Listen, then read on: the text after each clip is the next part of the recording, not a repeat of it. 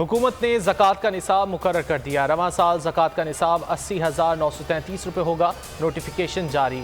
यकुम रमज़ान को बैंक आवाम के लिए बंद रहेंगे।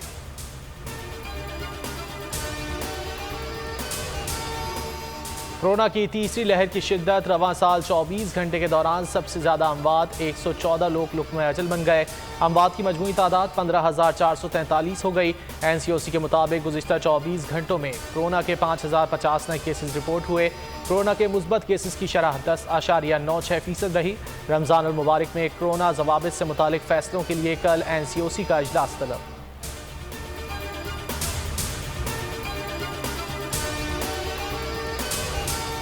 पीपल्स पार्टी PDM में रहेगी या नहीं, शो कॉज नोटिस का जवाब क्या होगा। पीपल्स पार्टी की सेंट्रल एग्जीक्यूटिव कमेटी का इजलास आज बिलावल हाउस कराची में दोपहर 1 बजे होगा।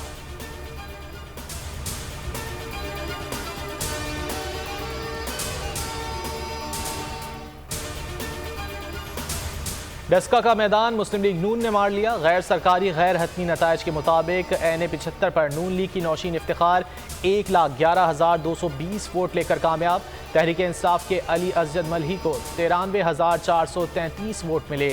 नौशीन इफ्तिखार की जीत पर कारकुनान का जश्न, आतिशबाजी का शानदार मुजाहरा। दोनों उम्मीदवार आज RO ऑफिस तलब। दोनों की मौजूदगी में सरकारी नतीजा सुनाया जाएगा।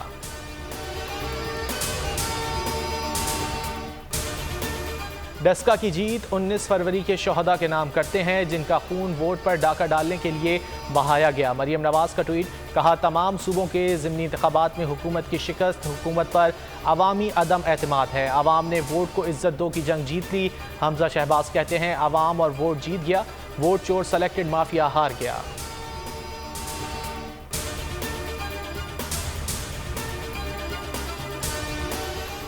डस्का में नून लीग नहीं जीती, PTI हारी है। वफाकी वजीर science and technology Fawad Chaudhry का ट्वीट, कहा शिकस्त की वजूहात हैं, पार्टी के अंदर तवज्जो दिलाता रहता हूँ।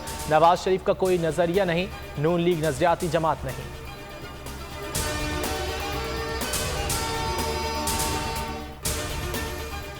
वज़ीर ख़ारजा शाह महमूद कुरैशी वफ़द के हमरा दौरे पर जर्मनी रवाना। वज़ीर ख़ारजा शाह महमूद कुरैशी कहते हैं जर्मनी के साथ ताल्लुक़ात को मज़ीद वुसअत देना चाहते हैं। मईशत, तिजारत, दिफा, ख़ित्ते की सूरत हाल और अफ़गान अमन अमल से मुतालिक उमूर पर बात होगी।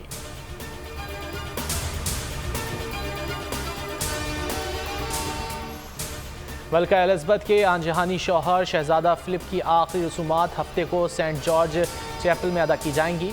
तदफीन से पहले दोपहर 3 बजे 1 मिनट की खामोशी इख्तियार की जाएगी। कोरोना पाबंदियों के बायस बरतानवी वज़ीर आज़म बोरिस जॉनसन आखिरी रसूमात में शरीक नहीं होंगे।